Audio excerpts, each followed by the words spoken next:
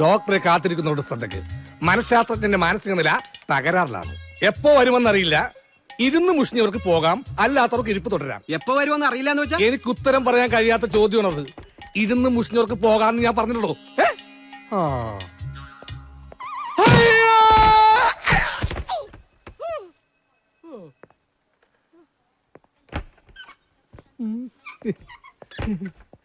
ആരാടാ എന്നെ ഇടം കാലിട്ടത്? എന്നെ വീഴ്ത്തിയവന് ഡോക്ടറുടെ മരുന്നും കൊണ്ടല്ല, എന്റെ ഈ കൈ കൊണ്ടായി ചികിത്സ വേണ്ടത്. മോന്ത പറ്റി ചപ്പാത്തി ഉണ്ടാക്കും ഞാൻ. ഡോക്ടർ അകത്തുണ്ടല്ലേ? ഡോക്ടർ എത്തിയിട്ടില്ല സാർ, അകത്തോട്ടിരിക്കാം. സാറ് വന്നിട്ടുണ്ടെന്ന് ഞാൻ ഫോൺ വിളിച്ച് പറയാം. ഓക്കെ.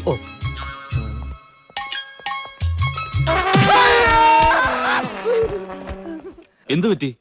തറയൊന്ന് സ്ലിപ്പായതാ സാറേ, 2 തറയോട് മാറ്റാനുണ്ട്. ഞാനിപ്പോ തന്നെ ഡോക്ടറെ വിളിക്കാം.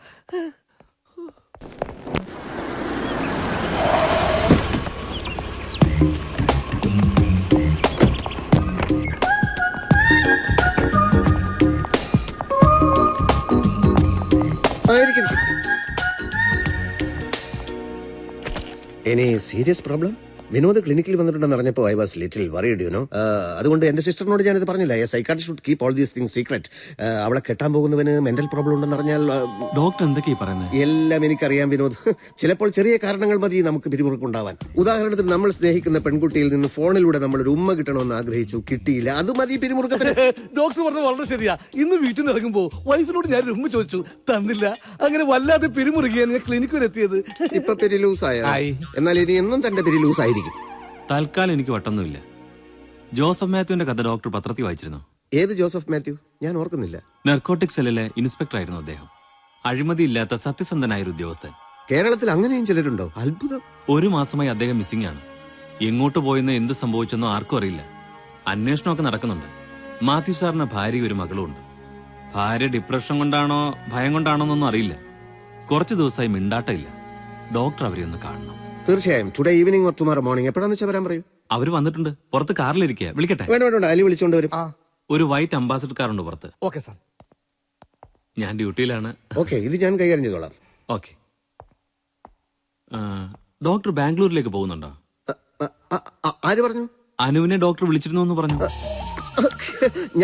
ഞാൻ വിളിച്ചതല്ല. ഞാൻ മറ്റാരോ വിളിച്ചപ്പോ റോങ് നമ്പർ പോയിട്ട് കിട്ടിയത് അനുവിനെ. അപ്പോ എന്തെങ്കിലും പറയണമല്ലോ എന്ന് വിചാരിച്ച് ബാംഗ്ലൂർ വരുന്നുണ്ടെന്ന് പറഞ്ഞതാ.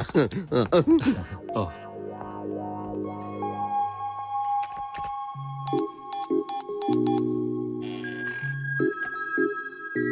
Hello Anu, doctor Shantaram here.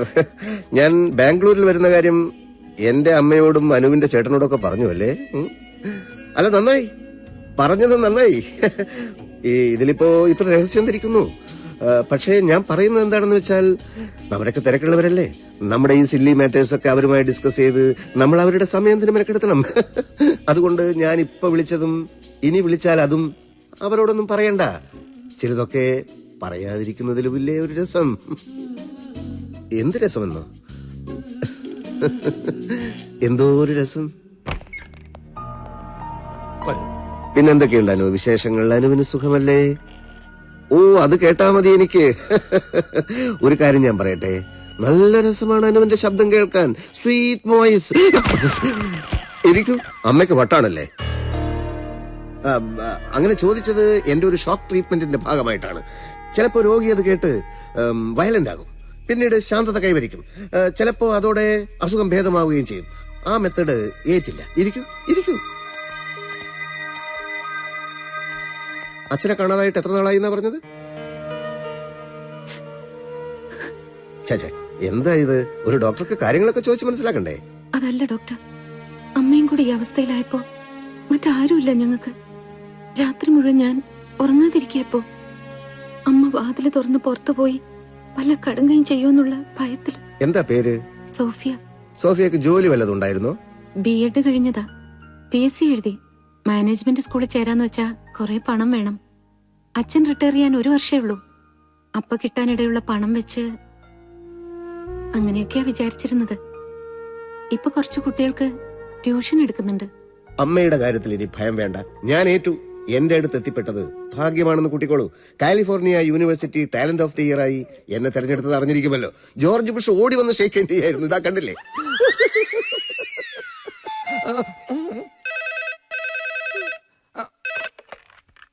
Hello, doctor Shantaram എന്റെ ക്ലിനിക് ഉണ്ടല്ലോ. ഡോക്ടർ പതിപോലെ ബുഷിന്റെ കാര്യം പറഞ്ഞോണ്ടിരിക്കുക. ആരാ? ഉടനെ വരൂ. ഉടനെ പറഞ്ഞ സോറി, എന്റെ പേര് എലി അല്ല അലി. ബാപ്പാന്റെ പേര് പൂക്കുഞ്ഞു കോയ. ഓ മരിച്ചുപോയി. ഓക്കെ. കരണ്ട് ഭാർഗവനായിട്ട് എന്തെങ്കിലും പ്രശ്നമുണ്ടോ? കരണ്ട് ഭാർഗവനോ? അതാര്? കരണ്ട് ഭാർഗവനെ പറ്റി കേട്ടിട്ടില്ല? അതോ ലോക ഗുണ്ട കുട്ടിക്കാനം കുരിയച്ചെന്ന വൻ തോക്കിനെ 110 kV ഇലക്ട്രിക് കമ്പി വലിച്ചെറിഞ്ഞ് ചുട്ടരിച്ച് കൊന്നവൻ. അങ്ങനെയല്ലേ കരണ്ട് ഭാർഗവൻ എന്നുള്ള പേര് വീണത്. അയാൾ ഇപ്പൊ വിളിച്ചത് ഉടനെ ഇങ്ങോട്ട് വരുന്നു. സത്യം പറ ഡോക്ടർ, ഡോക്ടറോട് അയാൾക്ക് വല്ല ശത്രുത ഉണ്ടോ? എനിക്ക് അയാളെ അറിയില്ലെന്ന് പറഞ്ഞില്ലടോ. എങ്കിൽ പിന്നെ ഡോക്ടറുടെ മറ്റേതെങ്കിലും ശത്രുക്കൾ ഡോക്ടറെ കൊല്ല കരണ്ട് ഭാർഗവനെ ഏൽപ്പിച്ചു കാണും. എനിക്ക് ഏത് ശത്രുക്കൾ? എല്ലാ മനഃശാസ്ത്രജ്ഞന്മാരും തമ്മി ശത്രുക്കളല്ലേ? എങ്കിലവൻ വരട്ടെ. അവൻ കരണ്ടാണെങ്കിൽ ആ കരണ്ടിന് ഫ്യൂസ് ചെയ്യാൻ വരും. എന്റെ മുമ്പിൽ വന്നാൽ അവന്റെ കൈകാലുകൾ ചലിക്കുകയില്ല. ഹിപ്നോട്ടൈസ് ചെയ്ത് ഫ്രീസ് ചെയ്ത് കളയും ഞാൻ. അപ്പൊ കുട്ടിക്ക് എത്ര മക്കളാണെന്നാ പറഞ്ഞത്? ഓ സോറി, മക്കളല്ല, അമ്മ. കുട്ടിക്ക് ഒരമ്മയാണല്ലേ ഉള്ളത്? അച്ഛനും ഒന്നല്ലേ ഉള്ളൂ. അയാൾ എന്തിനാ നാട് വിട്ടു പോയത്? അലി എവിടെ പോകുന്നു? ഞാൻ പുറത്ത് നിൽക്കാം. വേണ്ട, അകത്ത് നിന്നോളൂ. പുതിയ രോഗികൾ ആരെങ്കിലും വന്നിട്ടുണ്ടോ എന്ന് നോക്കാനാ. നോക്കിയില്ലെങ്കിലും അവര് വന്നോളും. ഇപ്പൊ ഇവിടെയുള്ള രോഗിയുടെ കാര്യം ശ്രദ്ധിക്കൂ. അത് ഡോക്ടർ നോക്കുന്നുണ്ടല്ലോ. ഞാൻ വരുന്നത് വരെ താൻ നോക്കണം. അതിന് ഡോക്ടർ എവിടെയെങ്കിലും പോകുന്നുണ്ടോ? ഇന്നലെ തുടങ്ങിയതാ എന്റെ സ്പൈനൽ കോഡിനൊരു വേദന. അത് ഹിപ്നോട്ടിസ് ചെയ്ത് ശരിയാക്കൂടെ? അല്ലെങ്കിൽ ഫ്രീസ് ചെയ്യാം. സ്പൈനൽ കോഡിനോട് മാത്രം കളി പറ്റില്ല. ഉടനെ സർജനെ കാണണം. ഇരിക്കട്ടോ, പേടിക്കാനൊന്നുമില്ല. അല്ല, കൂട്ടത്തിൽ എന്റെ സ്പൈനൽ കോഡും കൂടി ഒന്ന് കാണിക്കാമായിരുന്നു. തനിക്ക് വേദനയുണ്ടോ? ഇല്ല, ഇനി ഉണ്ടായാലോ? ആദ്യം എന്റെ സ്പൈനൽ കോഡ് കഴിയട്ടെ. തൽക്കാലം താൻ ഇവിടെ നിന്നാ മതി കേട്ടോ.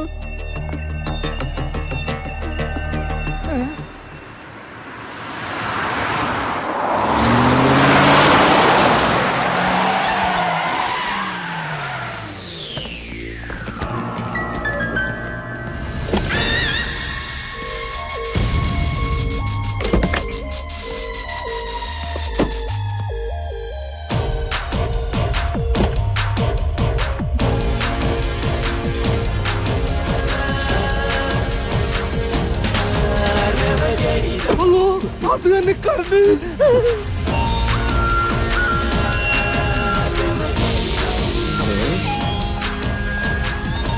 കാണിക്കുന്നതാണ് ഡോക്ടർ ശാന്താറാം. അത് ഞാനല്ല. പിടിയടാവനെ.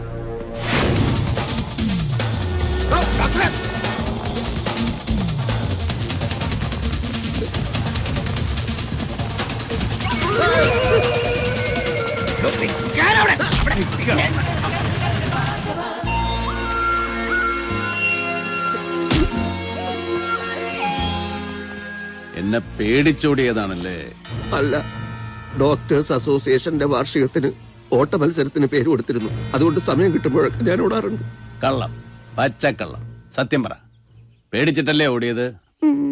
ഓടണം. ഭാർഗവനെ കാണുമ്പോ ഏത് കൊലക്കൊമ്പനും ഓടണം. ഓടുന്നവനെ ഓടിച്ചിട്ട് പിടിക്കലാണ് ഞങ്ങളുടെ രീതി. ഇരയെ വേട്ടയാടി കൊന്നു തിന്നുന്നതാണ് ഞങ്ങളുടെ ശൈലി. ഞാനൊരു തെറ്റും ചെയ്തില്ലല്ലോ. അതൊക്കെ അകത്ത് നിന്നിട്ട് പറയാം. കമാൻ അണ്ണാ, ഒരു സെക്കൻഡ്.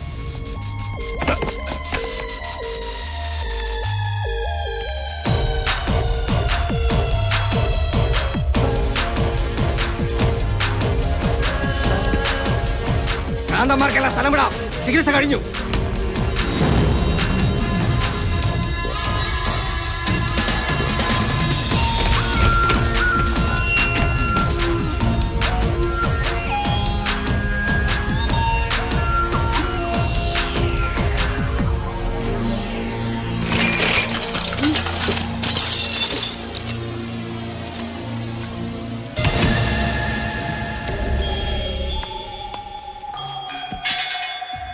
ഇരുന്നോളൂ. നിൽക്കുന്നതാ എനിക്കിഷ്ടം. ഇരിക്കണം. എന്നെ പറ്റി കേട്ടിട്ടുണ്ടോ? ഉവ്വ്. എന്താ കേട്ടത്? വളരെ നല്ല മനുഷ്യനാണെന്നാ കേട്ടത്. ഒരു ഉറുമ്പിനെ പോലും നോവിക്കാത്ത. ഉറുമ്പിനെ നോവിച്ചിട്ട് എന്താണോ കാര്യം? ഉറുമ്പല്ല എന്റെ ശത്രു, പോലീസാണ്, കോടതിയാണ്, ഭരണകൂടമാണ്. ഇതിനെയൊക്കെ ഞാൻ നോവിച്ചിട്ടുണ്ട് ഭാർഗവൻ. തെളിവുകളില്ലാത്തതുകൊണ്ട് മാത്രം ജയിലിന് പുറത്ത് കഴിയുന്നവനാണ് ഞാൻ. വല്ലവനും തെളിവും കൊണ്ട് വന്നാൽ പിന്നെ അവൻ വെള്ളം കുടിച്ചാകുകയല്ല, അത് വേറെ കാര്യം. മനസ്സിലായോ? കഞ്ചാവ് കൃഷിയാ എന്റെ മെയിൻ പണി. കൂട്ടത്തിലെ ആളക്കൊല്ലും ആനക്കൊമ്പും എല്ലാ പരിപാടിയുണ്ട്. എന്നെ ഒതുക്കാൻ നോക്കിയവനൊക്കെ ഞാൻ ഒതുക്കിയിട്ടേ ഉള്ളൂ. കേട്ടിട്ടുണ്ടോ കുട്ടിക്കാനം കുരിയച്ചന്റെ കഥ? 110 kV ഇലക്ട്രിക് കമ്പിയിൽ. അത് തന്നെ. ഇതൊക്കെ അറിഞ്ഞിട്ടാണോ ഞാൻ നല്ലവനാണെന്നാ കേട്ടെന്ന് താൻ പറഞ്ഞത്? അല്ല, മോശമായിട്ടാ കേട്ടതെന്ന് പറഞ്ഞാൽ ഇഷ്ടപ്പെട്ടില്ലെങ്കിലോ എന്ന് കരുതി. അത് ന്യായം. എന്നാ കേട്ടോ, ഞങ്ങൾ ഈ അധോലോക നായകന്മാർക്ക് മോശം കേൾക്കാനാ കൂടുതൽ ഇഷ്ടം. അതവിടെ നിൽക്കട്ടെ. ഇപ്പൊ എത്ര രൂപ ബാങ്ക് ബാലൻസ് കാണും? ഒരു 50,000 കാണും. അത് പെങ്ങളുടെ കല്യാണ ചെലവിന് വെച്ചതാ. പക്ഷെ സാരമില്ല, വേണമെന്നുണ്ടെങ്കിൽ ഇപ്പൊ തന്നെ ചെക്ക് എഴുതരാം.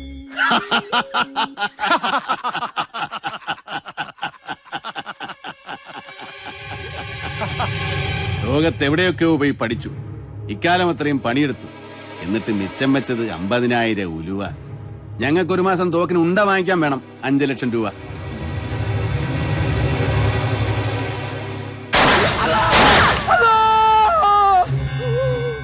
ഇതൊരു ക്ലിനിക്കാണ്. ഇവിടെ വെടി. ഭാർഗവൻ എവിടെ നിൽക്കുന്നോ അവിടെ വെടിയും പോവൊക്കെ ഉണ്ടാവും. ഞാൻ വന്ന കാര്യത്തിലേക്ക് കിടക്കാം. വേറൊരു അധോലോക നായകൻ ബോംബെയിലുണ്ട്. ഞങ്ങൾ ഫ്രണ്ട്സാ. വെടിയും കുത്തും ആനക്കൊമ്പൊക്കെ തന്നെ അവന്റെയും പണി. കുറെ കാലമായിട്ട് അവന് തോക്കെടുക്കുമ്പോ കൈക്കൊരു വിറയൽ, പഴയ ധൈര്യമൊക്കെ ചോർന്നു പോയതുപോലെ. ശത്രുക്കളെ കുറിച്ച് ഓർക്കുമ്പോഴേ പേടിയാ. ബിൻലാദിനെ കൊണ്ടുപോയി ചികിത്സിക്കാമെന്നൊക്കെ പറഞ്ഞ ആളല്ലേ. എത്രയും പെട്ടെന്ന് അവനെ ഒന്ന് നേരെയാക്കി തരണം. ഇതിനാണോ എന്നെ കാണാൻ വന്നത്? അതെ. ഇതിനാണോ ഈ മേശമേലുള്ള സാധനങ്ങളൊക്കെ തട്ടി താഴേട്ടത്, വെടി പൊട്ടിച്ചത്? അതൊക്കെ ഞങ്ങളുടെ ഒരു രീതിയാണെന്ന് പറഞ്ഞില്ലേ. നഷ്ടപരിഹാരം തരാം. കണ്ണപ്പ ജബ്ബാറെ, കാറിൽ നിന്ന് ഒരു 10 ലക്ഷം രൂപ എടുത്തുണ്ടോ? 1 കോടിയുടെ ഒറ്റ കെട്ടാ. എടുത്തുണ്ട് വാടോ, കെട്ട് പൊട്ടിക്കാം. ഓ, എനിക്കിപ്പോ ഒന്നും വേണ്ട. വേണ്ട. അപ്പൊ എന്റെ ഫ്രണ്ടിന്റെ കാര്യത്തിലുള്ള തീരുമാനം പറ. ആത്മവിശ്വാസം നഷ്ടപ്പെട്ട അധോലോക നായകൻ ഫ്രണ്ടൊന്നുമല്ല, നിങ്ങൾ തന്നെയല്ലേ?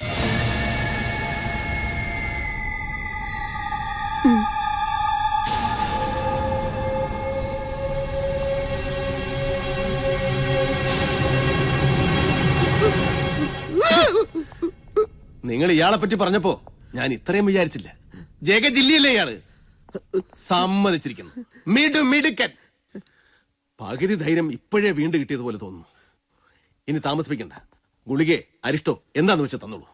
എനിക്ക് എത്രയും പെട്ടെന്ന് പഴയ ഭാർഗവനാകണം. മനഃശാസ്ത്രജ്ഞന്റെ കണ്ണിൽ കുറ്റം ചെയ്യുന്നവരാ മനോരോഗികൾ. വെറുതെ ഇരിക്കുന്നവനെ കൊല ചെയ്യാൻ പ്രേരിപ്പിക്കുന്ന മനഃശാസ്ത്രം ഞാൻ പഠിച്ചിട്ടില്ല. ഓ, അപ്പൊ അതാണ് കാര്യം. എങ്കിൽ കൊലയും കത്തിക്കുത്തുമൊക്കെ നമുക്ക് വിടാം. ഞാൻ നല്ല അസലായിട്ട് വണ്ടി ഓടിക്കുന്ന ഒരു ഡ്രൈവറാണെന്ന് കരുതിക്കും.